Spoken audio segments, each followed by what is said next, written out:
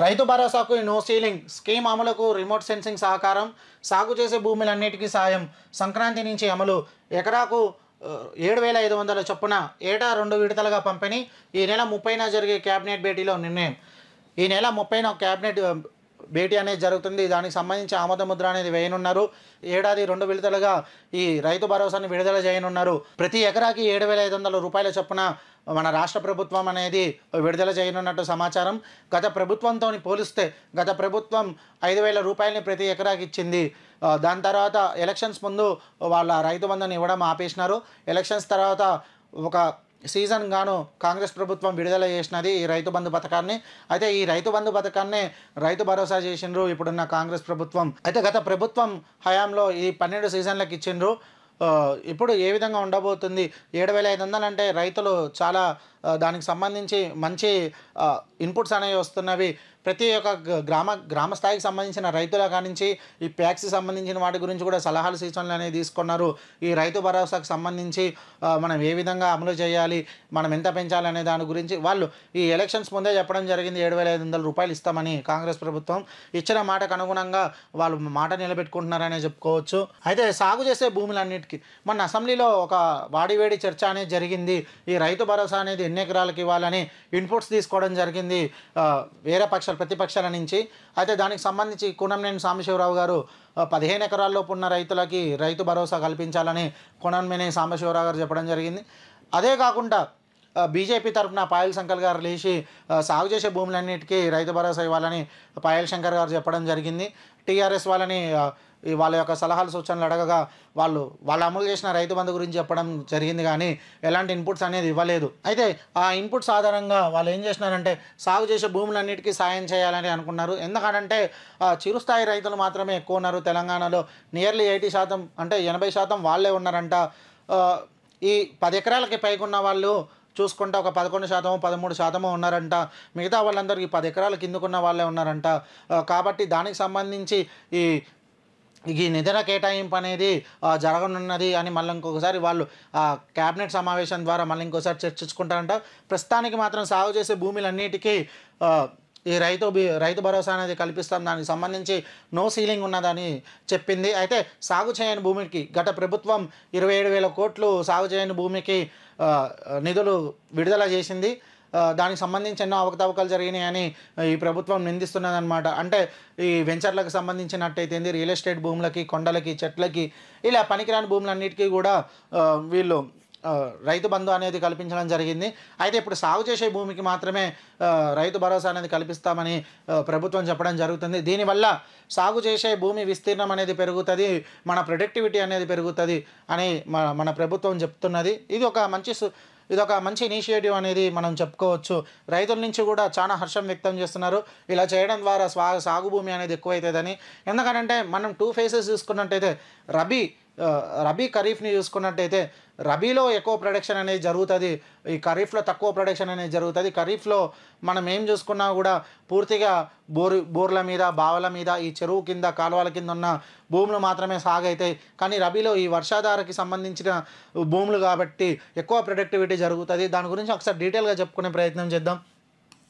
సాగు చేసే భూములన్నిటికీ రైతు భరోసా ఇవ్వాలని ప్రభుత్వం అభిప్రాయానికి వచ్చినట్టు తెలిసింది ఎలాంటి సీలింగ్ విధించకుండా ఈ స్కీమ్ను అమలు చేసేందుకు ప్రభుత్వం ప్లాన్ చేస్తున్నట్టు టాక్ ఇందులో భాగంగా సంక్రాంతి నుంచి ఈ పథకం ద్వారా ప్రతి ఎకరాకు 7,500 చొప్పున ఏటా 2 విడతలుగా లబ్ధిదారులకు సాయం అందించనున్నది బీడ భూములు గుట్టలు కొండలు ఫామ్ హౌస్లు ఈ స్కీమ్కు అమలు చేయొద్దని రేవంత్ సర్కార్ నిర్ణయించుకుంటుంది సాగు చేస్తున్న భూములను గుర్తించేందుకు ఫీల్డ్ లెవెల్ రిపోర్ట్లతో పాటు శాటిలైట్ ఇన్ఫర్మేషన్ తీసుకునేందుకు రెడీ ఉన్నది అయితే ఇక్కడ చూడొచ్చు మనం స్కీమ్ అమలుకు రిమోట్ సెన్సింగ్ సహకారం అయితే ఈ శాటిలైట్కి సంబంధించి ఎన్ని ఎకరాలు భూమి సాగు చేసిండ్రు ఇప్పుడు ఒక రెవెన్యూ గ్రామం తీసుకుంటే అక్కడ ఎన్ని ఎకరాలు భూమి అనేది సాగింది అనేది మనం ఈ శాటిలైట్ ద్వారా వీక్షించవచ్చు అయితే ఒక చిన్న చిక్కు అనేది పడ్డది ఈ సర్వే నెంబర్లో ఏదైతే ఉందో అయితే ఈ సర్వే నెంబర్లో ఎంతమంది రైతులకి పట్టా ఉన్నదనే విషయం తేల్చడం కష్టమనే అభిప్రాయాలు వ్యక్తమవుతున్నాయి కాబట్టి దానికి ఒక ఫీల్డ్ లెవెల్ ఆఫీసర్ కూడా ఉండాలని గ్రామ పరిపాలన ఆఫీసర్ని నియమించడం కూడా జరుగుతున్నది అయితే రిమోట్ సెన్సింగ్ సపోర్ట్ ప్రతి గ్రామంలో భూములు ఎన్ని ఉన్నాయి అందులో సాగు చేస్తున్నది ఎంత అనే వివరాలు విలేజ్ అగ్రికల్చర్ ఆఫీసర్ వద్ద ఉంటాయి కానీ సాగు భూములకే పంట సాయం అందించాలనే కండిషన్ పెట్టడం వల్ల ఫీల్డ్ స్థాయిలో సాగు భూముల వివరాలు గుర్తించే సమయంలో అవినీతి చోటు చేసుకుంటుందనే ప్రమాదం ఉన్నది. ఈ విషయాన్ని గ్రహించిన ప్రభుత్వం రిమోట్ సెన్సింగ్ ద్వారా సాగు భూములను గుర్తించడని భావిస్తున్నది. సర్వే నెంబర్ల ఆధారంగా ఆ పంట సాగు చేశారో లేదో అని శాటిలైట్ గుర్తించేందుకు మాత్రమే ఇది ఉపయోగపడుతుంది. కానీ ఒక సర్వే నెంబర్లో ఎంతమంది రైతులకి ఈ పట్టా ఉన్నదనే విషయం తేల్చడం కష్టమైన అభిప్రాయాలు వ్యక్తమవుతున్నాయి. దీంతో సాగు భూములను గుర్తించేందుకు శాటిలైట్ సహకరిస్తున్నది. అంతా ఒక ఫీల్డ్ లెవెల్ ఆఫీసర్ కూడా ఉండాలి. భూముల వివరాలు ఈ విలేజ్ అగ్రికల్చర్ ఆఫీసర్ కాడ ఉంటాయి. కాబట్టి ఎంత శాతం భూమి అనేది సాగు చేస్తుందనే విషయము అంటే చుట్టుపక్కల రైతులను అడిగితే తెలుసు. ఇక్కడ ఇన్ని ఎకరాలలో భూమి సాగు చేసిండ్రు. ఇప్పుడు నేను సాగు చేయని భూమికి కూడా నాకు రైతు భరోసా కల్పించాలని వెళ్ళే అవకాశం లేదు. ఎందుకంటే పక్కనున్న రైతులను అడిగినా కూడా వాళ్ళు చెప్తారు అది సాగు చేయని భూమి, ఇది పట్టా కాని భూమి అని వాళ్ళు చెప్పడం జరుగుతుంది. అయితే దానికి సంబంధించి కూడా ఇంకా మిగిలి ఉన్నది ఒకసారి చూద్దాం. రైతులను గుర్తించేందుకు ఫీల్డ్ లెవెల్ వెరిఫికేషన్ చేయాలనే యోచనలో సర్కారు ఉన్నట్లు తెలుస్తుంది. నిజానికి ఒక గ్రామంలో రైతు తన భూమి సాగు చేశారా లేదా అనేది గుర్తించడం పెద్ద సమస్య కాదు. పొరుగునున్న రైతులే ఈ విషయంపై క్లారిటీ ఇస్తారు. కానీ గుట్టలు, కొండలు, బంజారా భూములు, వెంచర్లు, ఫామ్ హౌస్కి పంట సాయం అందకుండా చేసేందుకు రిమోట్ సెన్సింగ్ టెక్నాలజీ ఉపయోగించున్నట్లు ఓ ఐఏఎస్ అధికారి చెప్పడం జరిగిందంట.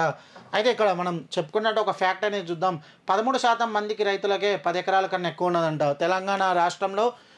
13% రైతులకే 10 ఎకరాల కన్నా ఎక్కువ సాగు భూమి అనేది అంటే భూమి అనేది ఉన్నది. 10 ఎకరాల విస్తీర్ణం కన్నా తక్కువ ఉన్న వాళ్ళే ఎక్కువ ఉన్నారు. అంటే దాదాపు 87% వాళ్ళు ఉండొచ్చు.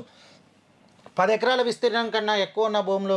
రైతులు కేవలం 13% ఉన్నారన్నట్టు ప్రభుత్వ వర్గాలు లెక్క తీసుకున్నాయి. వీరి కోసం కండిషన్ పెట్టడం వల్ల సర్కార్పై ఆర్థిక భారం ఏ మేరకు తగ్గుతుందని విషయంపై సర్కారు ఆరాధిస్తున్నట్టు ప్రచారం జరుగుతుంది. బీఆర్ఎస్ హయాంలో పట్టా ఉన్నా లేకున్నా భూములన్నిటికీ ఈ రైతు బంధు ఇచ్చిందని చెప్పిండ్రు. అది అయితే రబీలో పెరగనున్న విస్తీర్ణం మనం ఇందాక అనుకున్నట్టే